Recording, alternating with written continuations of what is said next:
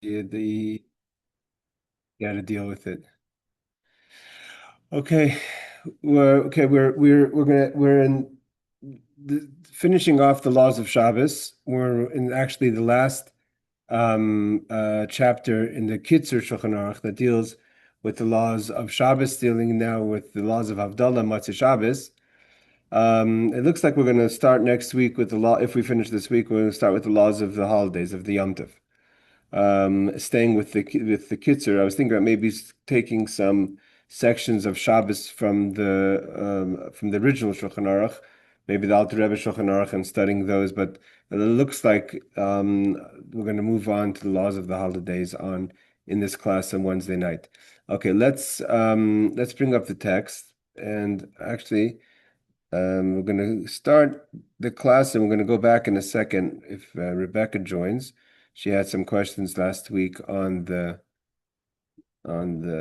timings of when we stop eating or drinking on a Matzah Shabbos, getting ready for Havdalah. So I put together some charts. We're going to maybe tackle these charts once we finish the chapter. Okay. So we're holding law number 6. Mi shema'acher lehispalel arvis b'Matzah Shabbos. If someone davens the last prayer, meaning the evening prayer, later, or he or she has a shalashudas, a meal, a third meal that goes into the night, which is once you wash, you can. Hey, Rebecca, we're going to continue the laws. You asked last week a lot of the questions about the timings. I put together some charts. We'll get to that soon. So if a person is ma'acher, so a person is davening marv late, or the meal is going into Matzah Shabbos, meaning your third meal is going past the Zman.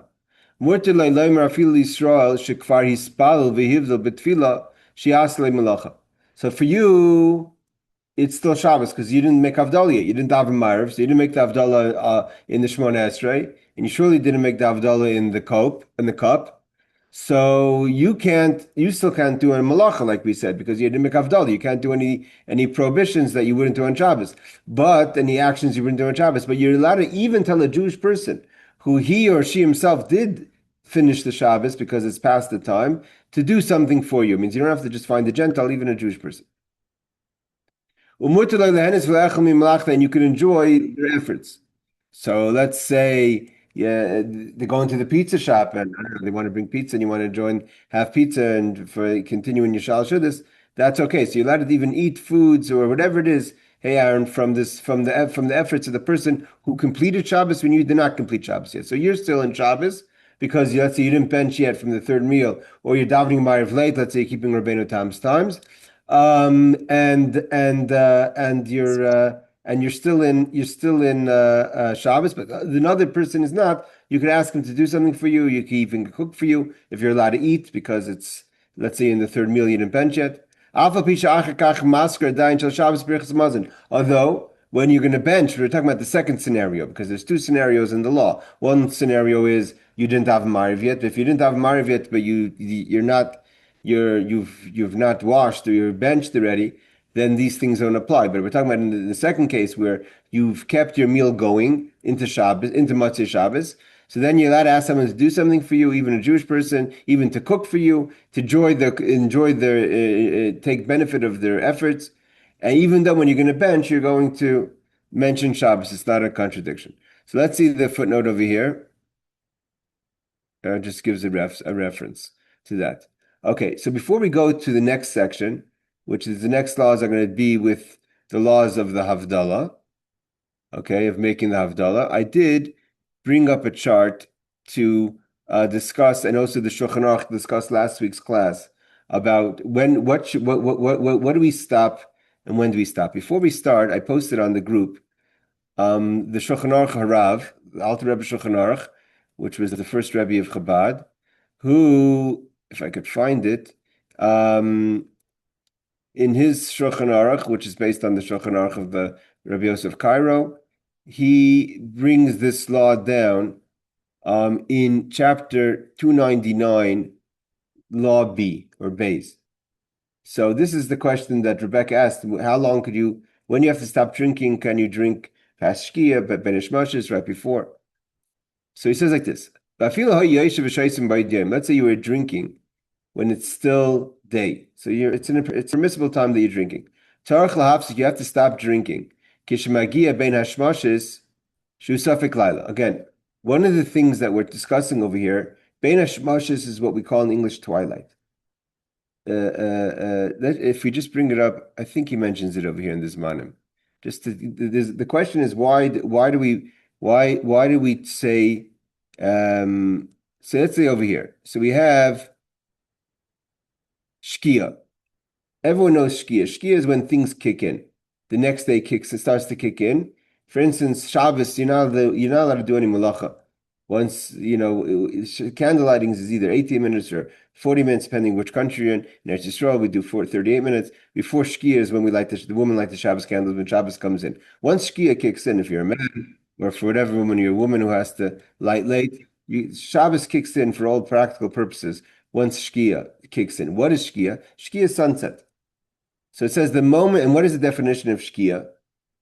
The moment when the top edges of the sun's disk disappears from view at sea level. Okay, so that's what he says is the definition of the Zman, the time called Shkia. Shkia is from the word Shkia Sachama, the sun is setting. All mitzvahs associated with daytime should be completed by this time. So anything that's connected to the day that you're in, so you're about to go into the evening, have to be done before Shkia, which is when, again, the disk of the sun sets and sea level starts to set. It is also the appropriate time to finish mincha. One should try to daven mincha before Shkia. If one didn't pray mincha before Shkia, one may still daven afterwards, but that's the appropriate time. Again, mincha corresponds to the Tamid sacrifice, which is the second daily sacrifice they did in the temple. Note, though the day is generally considered to end at sunset, with regard to scheduling a circumcision for a boy born a few minutes after sundown, and with regard to certain details of the law of family purity, one should consult a rabbinic authority for further guidance. Okay, so it's because it's not exactly so clear, although the day ends at sunset, which is Shkia, but it's not 100% clear for certain things, so don't just jump to the gun. Now, the question is, what's next? What's twilight? What's the difference between twilight and sunset? Is there a difference, Bechla? He says, for some matters, the time between sundown and nightfall is considered a safek yom, safek laila. Seemingly, from what I understand, is that the machlaikes is that twilight starts at Shkia and finishes at nightfall.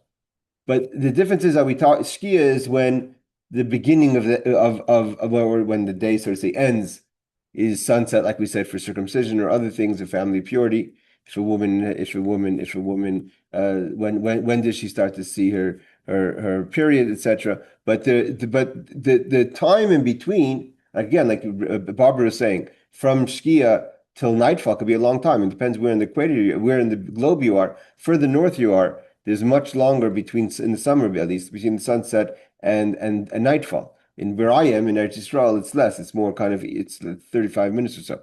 So twilight is the time in between. It could be from some places, it's not sure, I'm not 100% sure. It could be that even Ben Ishmash starts towards evening. It doesn't start exactly with Shkia. But here he says, what's the definition of twilight? For some matters, the time between sundown and nightfall is considered a safek yom and safek laila. It means we're not sure if it's day or night. And therefore, it affects the prohibitions of Shabbos and other things.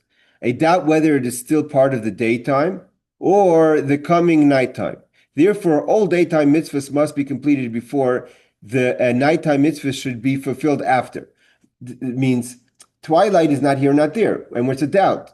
So it's after Shkia. It seems to me the twilight starts a little bit after Shkia, but according to most opinions, it seems like the twilight starts when the sun sets.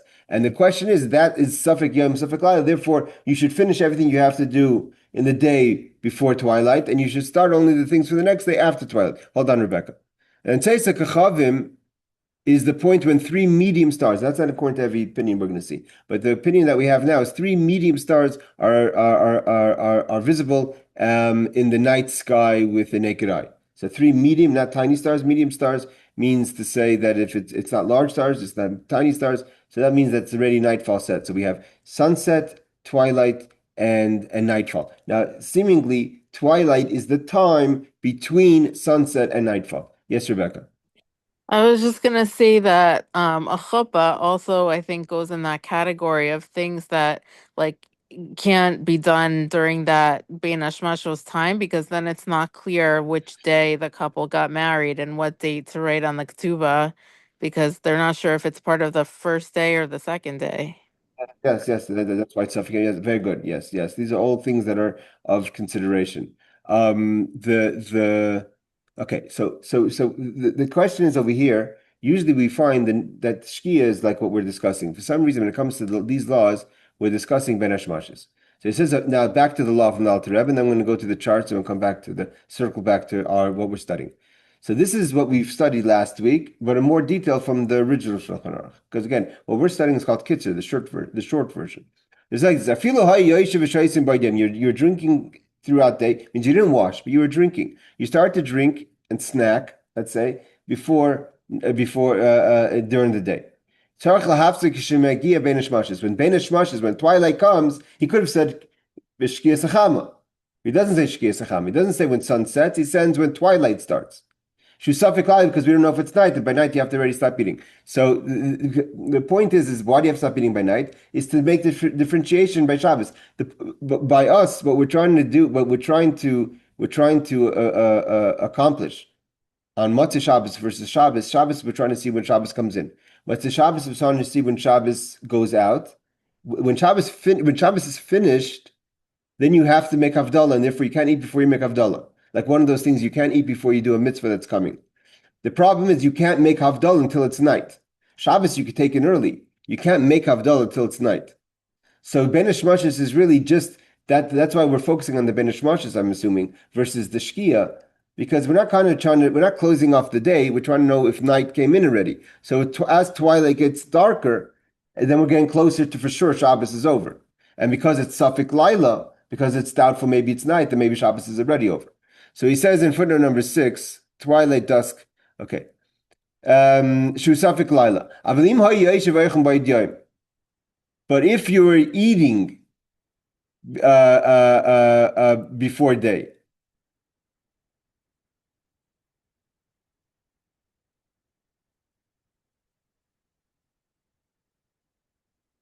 even he records the Pri Megadim saying that this rule applies even when one merely tastes his food before Ben Hashmashis, but did not partake in an olive size in the kazayis yet.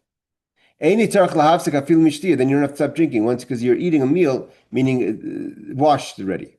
Even though it's for sure night, means it's not now Suffolk Laila, it's not doubtful like twilight, it's already clearly dark.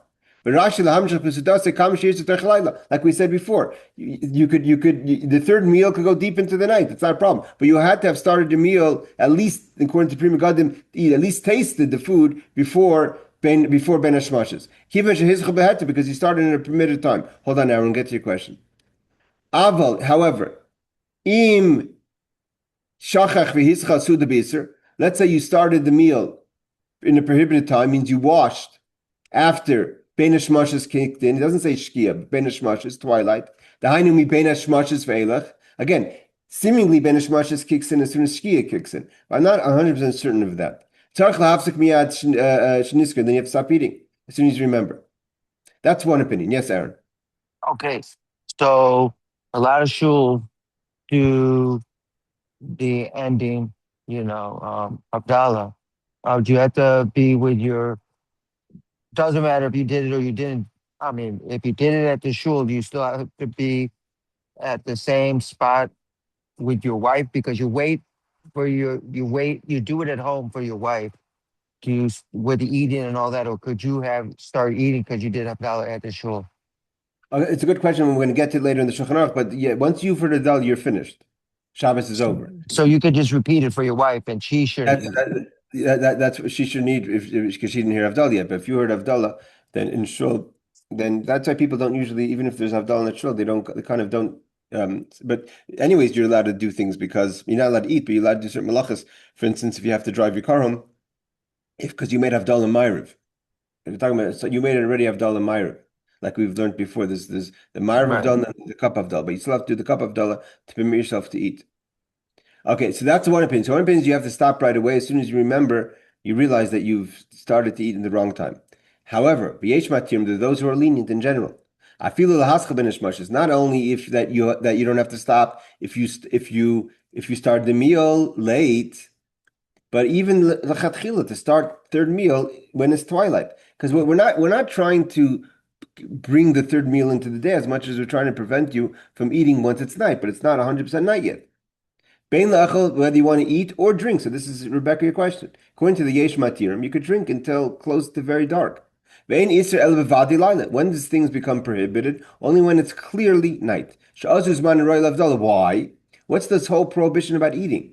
What we're trying to prevent is a person who has to make Havdalah and is going to start a meal when it's not, when you're supposed to do Havdalah first. And we don't want you to forget about Havdalah. Just like you're not supposed to eat before you do Bedikas Chametz or other mitzvahs or lighting the Hanukkah candles because a mitzvahs now, so therefore don't eat before. Same thing over here. You have Shabbos is ended. You have to do Havdalah, so don't eat now. But if it's not 100% night, it's not time for Havdalah yet. So if it's not time for Havdalah yet, according to the Yesh Matirim, you could start right away to you could continue. You could initially start a meal in twilight. And here the Alter Rebbe continues. The Rebbe says in those days, seemingly the custom was to start the large meals, whatever the large meals. I'm assuming either this, maybe there was a Sudas mitzvah, even into the evening, means even starting at twilight. You shouldn't protest. Because they have basis for it. Aleph, but the main thing is to try to do the first opinion, meaning to drink and for complete drinking or to wash before when it's obviously day, not to start a meal or drinking before Ben Ishmael. So to answer your question of last week, Rebecca, there's definitely who to be lenient on to drink up until nightfall. Well, Divrei Hakol, the Rebbe says like this, but according to everybody, Kishmagia Vadi Laila, when it becomes obviously clearly night, even if you just drank, you have to stop drinking when it comes clearly night, even though you started to drink when it was day. And if you started a meal when it was when it's clearly night because you forgot, you have to remind yourself. It means according to this, the Yesh Matirim, if you started the third meal in twilight, then you could continue into the night. But if you started to eat when it's clearly night and you realize, it's Motzei Shabbos, I shouldn't be eating, you have to stop eating. What happens if you made a moitzi but you didn't eat the bread yet? You made a bracha. You didn't eat the bread yet. So then you don't want to make a bracha levatala. You don't want to make a wasteful blessing. So you should taste something immediately. And then make havdalah. Because if you're going to make havdalah first, you're going to have a wasteful bracha. The bracha you made a moitzi. Meaning it says you washed, you made a moitzi, and you're about to eat the bread, and you realize it's too late. It's dark outside. So then you should eat the bread and then make havdalah. It's too long of a separation between the bracha of hamoitzi and eating bread because you're going to make havdalah in between. Okay, this is the law I wanted to learn from the Alter Rebbe Shulchan Aruch. Again, why I was considering before we start laws of holidays to do certain chapters in the Alter Rebbe Shulchan Aruch because there's a lot more detail here which will help us in our day-to-day. Means there's a lot of laws of Shabbos that are too complicated that we didn't want to tackle in the regular Shulchan Aruch. Therefore, we learned the Kitzur the short version. But there are especially the laws of Motzei Shabbos that maybe are worth learning. So I'll decide. But as of now, I'm leaning towards just starting the laws of Yom Tov next week in the Kitzur Shulchan Aruch. Okay, so let's go back to our laws over here. Now, I made charts. If we have time, we'll go through the charts. I'd rather first finish the halachas. Okay, so now we're holding making it the havdalah on the cup. So he says like this, like Aaron says, you go home. When one fills their cup for the havdalah of wine, grape juice, or like we said, Chomer Medina, permissible, respectable drinks. Is Yemali kol gedoisav achi shafech sasmenu. The custom is when it comes to havdalah in Chabad, we do this every time we pour a cup. An idea of bracha is to overflow the cup. Don't be exact. Or if some people, you don't want to spill, or some people don't want to, waste wine. It's not a siman bracha. To be exact, we learned this many times in Chassidus. It's called gvuras. It's dinim. It's midos. You kind of, I don't want to waste a little wine. Just to kind of be broad, be ashiras. So it's a siman bracha to overflow the cup. It's a siman bracha to sign a blessing. V'noites hakais biyamin.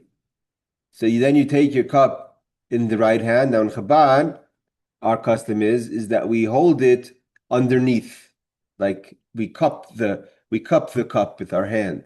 As such, it's impossible to cup the hand. Hold on, Aaron. It's impossible to cup the hand just with your right hand because it's just not possible. So what our custom is some people just hold the cup like this, and then just pick it up with your right hand. Our custom is to cup it. So what we would do is and this applies to Kiddush as well, you lift it with your right hand, you hand it over to your left hand, and then place your right hand underneath, and then release the left hand because you're not supposed to support with your left hand. Only hold it with your right hand and make the Havdalah. Same thing would apply to Kiddush. So not to just pick it up with your left hand and then put your right hand underneath. You pick it up with your right hand, kind of pass it to your left hand, then cup it underneath with your right hand, release your left hand, and that's how you hold the cup. Yes, Aaron. Aaron. Okay. In my house, we always have this question. What's the bare minimum of wine that you have to have for any of these blessings before Shabbos and during? You have to have revias. But what's a, well, I'm not talking about how much you drink in the cup, how much you have to put in how big does the cup have to be? The cup, there's a shear. I forget the amount we learned it. Was it 38 millimeters? I forgot exactly. There's I'll check it. I'll post it. I think there's the Chazanish. There's different. I think it's 38 millimeters is exactly the shear, the minimum shear. It's like when you see a on Shabbos day, some people will make on whiskey on a shot glass. That's not permissible when it comes to Havdalah and Kiddush. It Oh, has you mean the amount or that drink? the amount of the cup, the size of the cup. The cup has to be a shear of a reviz. So 38 millimeters. I think it's 38. I have to check. Okay. Okay. Yes, Barbara. Have you seen those wine fountains? They have those little cups. Is that an appropriate amount? That's not a You mean shot cup. you mean the It's wine? not a What are we talking about? like the wine fountain. It has the cup that sits on top, and they will take the wine and pour it, and it kind of drifts down into all the little cups around it. Yeah. So, oh, sorry. Hold on. So the that is for someone who's drinking. You're not making the kiddush. If let's say there's a host in the house, and that cup will be the proper amount. But you want to give everyone to taste from the wine of the kiddush, so then you're pouring it into that fancy contraption that everyone gets a little bit to taste. So that you don't have to taste those cups are fine because you're not making kiddush on that cup. You're just drinking from the kiddush that was made. But those cups Okay. would not be usually, and I don't know how big they are, but they're usually not the required size to make kiddush on. So wait, let me just Okay. answer this. So you said 38, but do you have to, you don't have to drink all 38. Do you have to, where in the people at the table, do you have to finish all 38? No, the people at the table don't have to drink it. But I just want to say I made a mistake over here in not 38. Hold on a second. I'm just bringing up the website over here. So he says the reviews is equal to 1.5 eggs. So it says the Mishnah Berurah. What does it say over here? Reb Chaim, no, many others measure it's about 2 fluid ounces according to about 3 ounces. 2 or 3? Hold on a second. My son wants an exact amount. No, obviously 2 and 3 is not an exact amount. Right. So it's either, I mean, is it the same that we use in Passover? Yeah, but hold on a second. Let me just see exactly over here.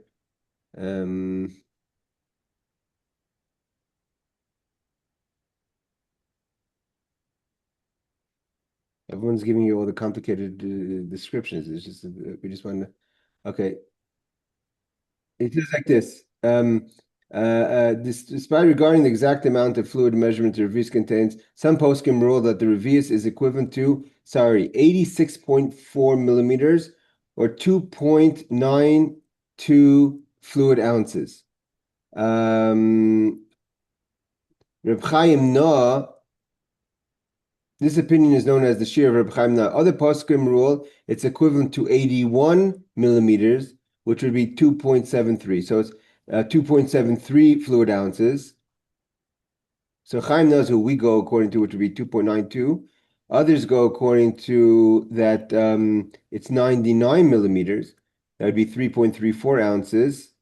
And even others equivalent to 108.8 millimeters, which would be 3.67. And he goes high as 3.99. So it goes from 3.99 to 2.92 ounces. Okay, so now my question is this. Yeah. Okay, so my wife brought this up. Sometimes if you down the wine, doesn't make sense before a meal. So you have your mouthful. Do you have to, my son downs it, like literally just, So some people want to finish the entire cup. That, for instance, Pesach, our custom is that when we do the 4 cups, we finish the entire cup. Therefore, some people want to have a nice. Let's say if you have a big cup, let's say this nice we work cup. I don't know. I'm assuming it's 8 ounces or 6.5 ounces. So that's obviously a lot more than is required. But if you're gonna, some people have the custom that they want to finish the cup. So therefore, you have to be careful not to take a big cup because that's two separate things: finishing the cup and finishing the shear. Right? If you're gonna have a goblet, which is 24 ounces, it's going to make life a little complicated. so what my wife says is that you take what you need and then you can finish the rest throughout the meal. My Okay, son yeah, wants to but finish yes, it. yeah. Some people have the custom like it's part of the blessing, but it's not the required amount. So the answer to that usually is for someone like your son is to take a smaller becher. Like right in my house, I have different sizes. I have 1 or 2 sizes that are exactly the shear, like 90. I think it's the nine. I think it's more closer to the 3.34 or something. I have to remind myself that but then you could then you could do both. Then you have the shear and you have finishing the cup. But if you want to take a 6.5, 7 ounce goblet, a becher, which is nice, but then it's a lot more wine. Then it gets. I mean, not the your son's a young boy. He can handle a glass of wine. He's 22. That Okay. he can handle it. But not my question. My thing is that for Passover, our cup is 3. We measured it. Okay. So I'm saying so. Some people want on Passover. You want to have first of all you're drinking more wine. Second of all, you want to finish the cup. So then people on Passover we usually have the custom to try to take a cup that's more closer to the shear. Right, but we also I guess we're drawing this out. Yeah, But we're not so careful about that on Shabbos. I okay, mean, you have so to. if it's It can't be less than this year, but it doesn't. It's not a big deal to be more than this year. and he could finish it during the meal. You can if you want to, but some people want to finish the whole thing. Let's He likes let's. finishing all at once, and we're like, Okay, why? all right, there you go. All right, let's Okay, continue. thank you. So he's saying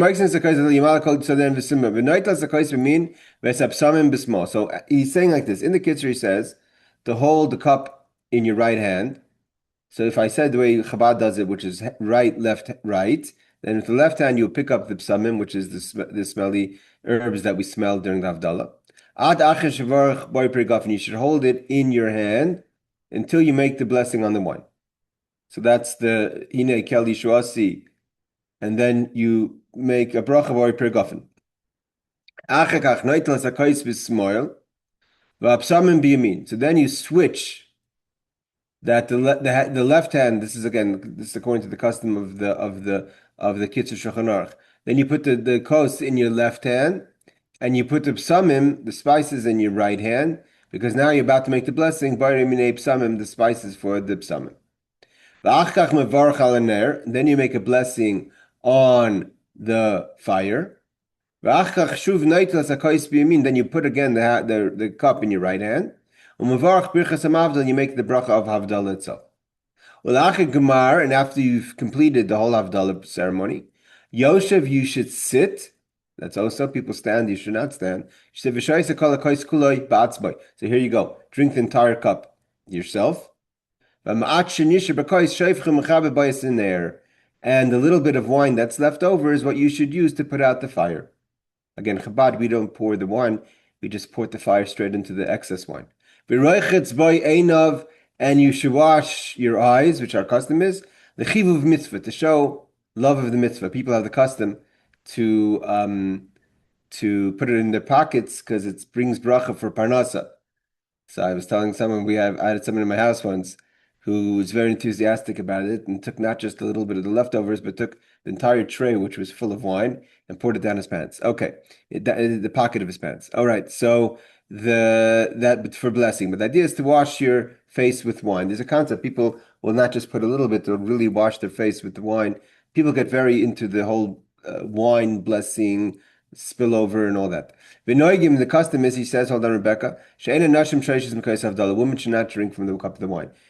As shtetl stories, the shtetl stories.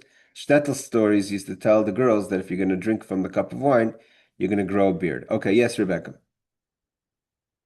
But You're on what mute. about women? What about women who live alone, like, and don't have anyone to make Havdalah for them? So then Obviously, they have to obviously, drink it. of course, you drink the wine.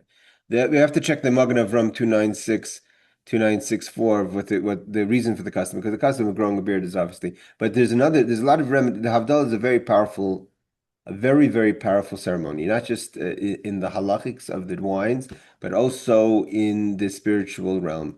Many people, the Rebbe, for instance, in Chabad, the Rebbe gave many people stories, but the Rebbe gave them blessings for certain things like uh, they complained about vision, I think, or other things, where the Rebbe says that they should be careful to make Havdalah on red wine.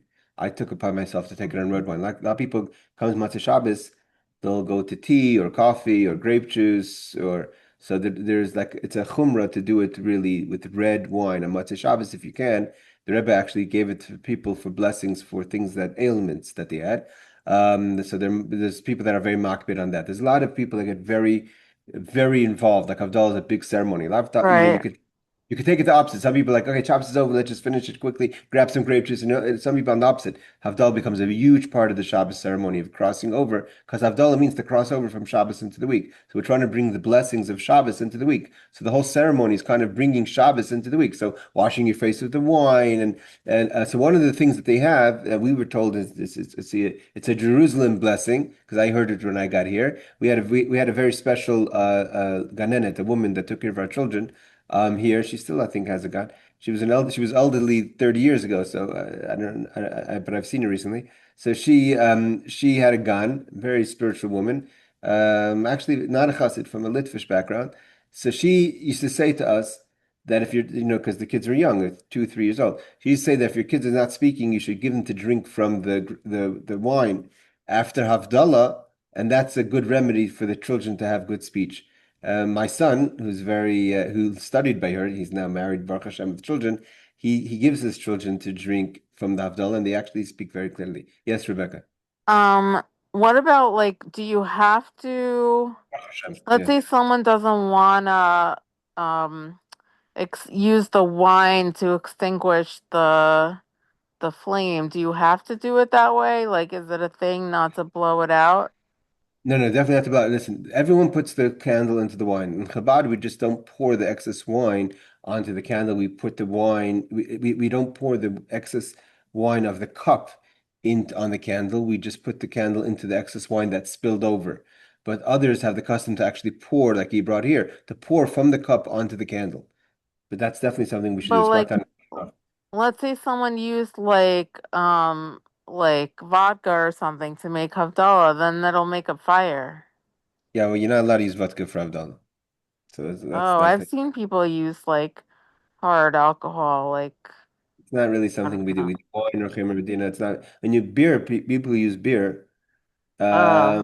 Okay, but if, maybe that's a good reason not to make it on vodka. Is it like, so is it like it's just a superstition not to blow out a candle because the candle's like a neshama, or is it like a Yeah, halacha? but no, no, to blow out a candle with your mouth is like blowing out. That's the idea of not blowing out a neshama.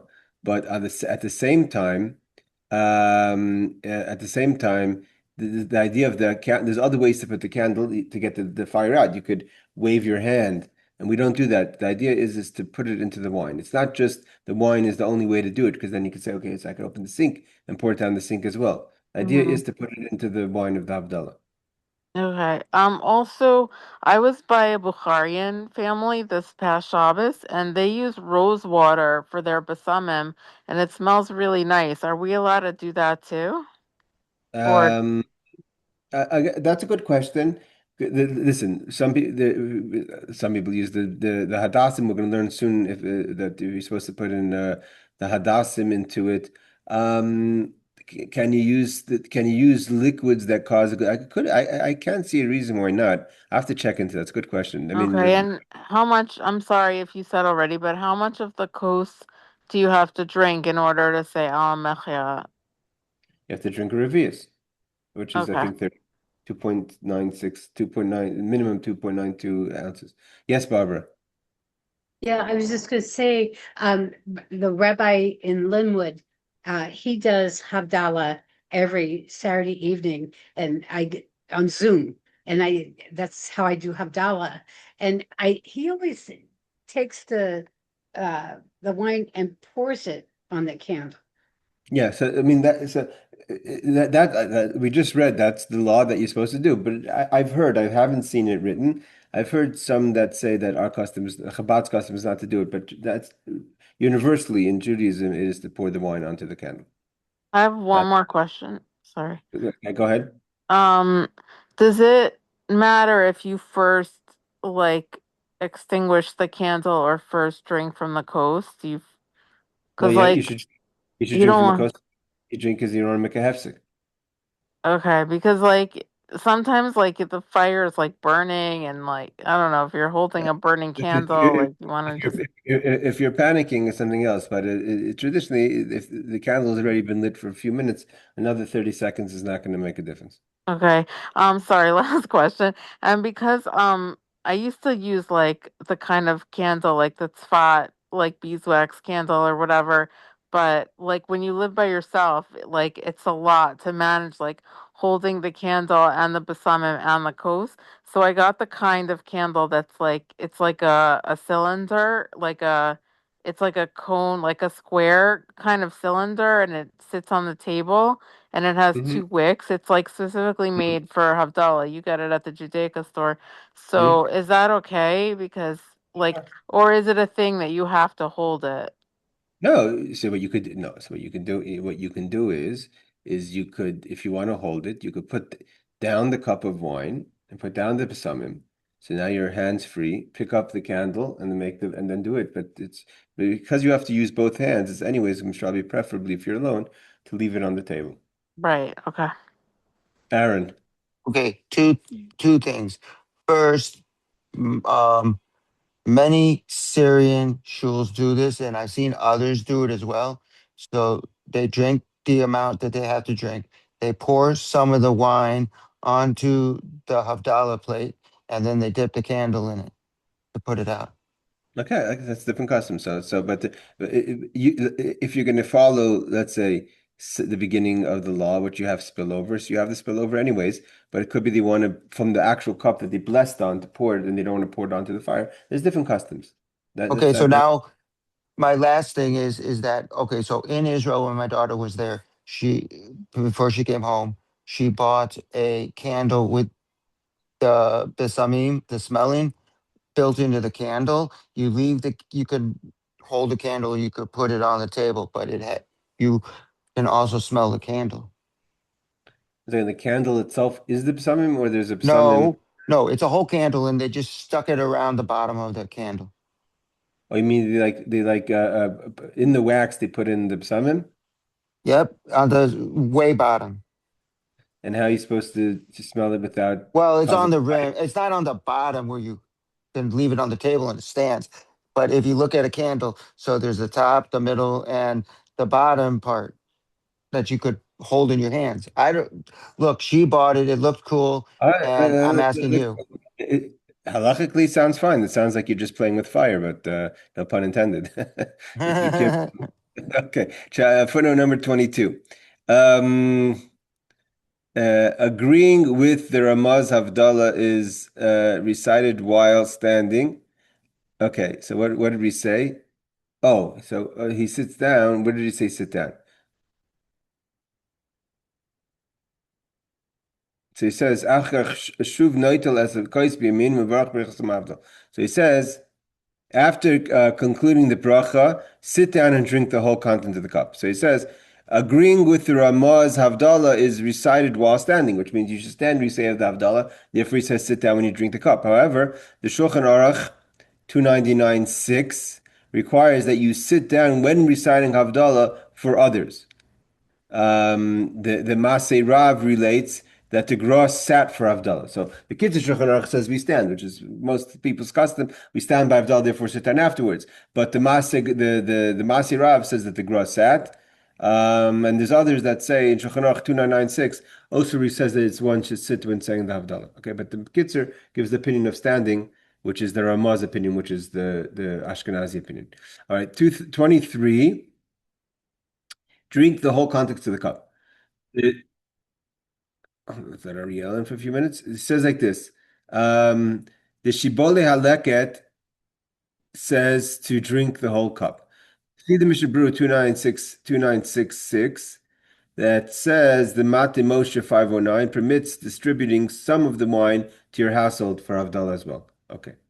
24 is a footnote and 25 is a footnote.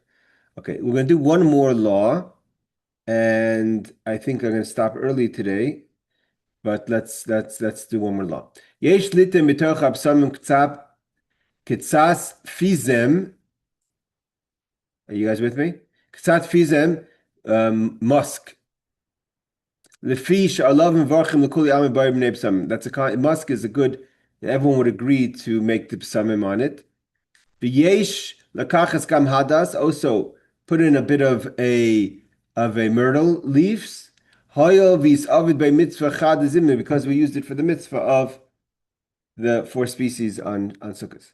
Lis avid by nam mitzvah chirta. So basically, to use, I guess, the excess of your myrtle on Sukkot to put it into the psalmim and smell it throughout the year. Today, we've upgraded it, the psalmim options in the world today. When we were kids growing up, you just had the regular psalmim, but today there's all kind of different mixes and kosher for psalmim.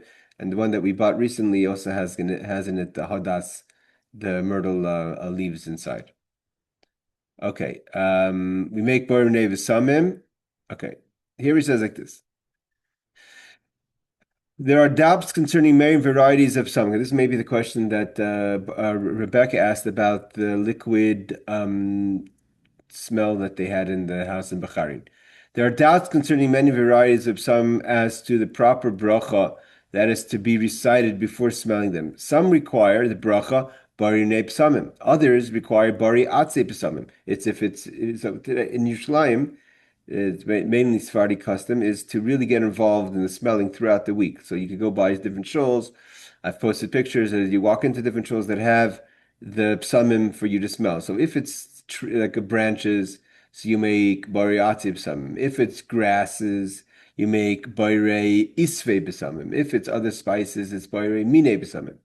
To avoid complications, it is best to use a variety that, without doubt, requires the bari minei psamim blessing. So the question is, you want to make a bari minei psamim on the psamim, so you have to make sure that that's the right bracha. So when you mix it up, so then, if you open the Shulchan Aruch, when it comes to the laws of making brachas, the laws of bari minei psamim is not just connected to Motzei Shabbos. Anytime you smell something nice, you have to make a bracha. Now, and then the halacha walks in. What happens if you work in a perfume shop? Do you have to make a bracha every time you walk in, every time you open your nostrils? So there's different laws about the laws of bari minei psamim. That's not what we're discussing over here. We're discussing over here is how do you make the bracha Motzei Shabbos? Because there's different things require different blessings. I mean, just there's bari minei psamim according to Shulchan Aruch. When you learn the law, the Rambam who wrote laws, when we learned the Rambam and the laws of psamim, is like the shahakal. Like you can make a shahakal on anything you eat, because everything shahakal is not. When you say bari minei adam, bari pri ha'etz, bari pri ha'etz is only for fruit that come from a tree. You can't make bari pri ha'etz on vegetables that come from the ground. So there's certain blessings that are very specific. The bracha of shahakal is an inclusive bracha.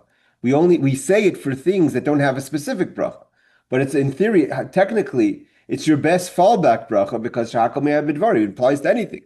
Anything that comes from Hashem's utterance, so therefore there's more of a specific bracha usually required. But as a fallback, shahakal could be said on anything.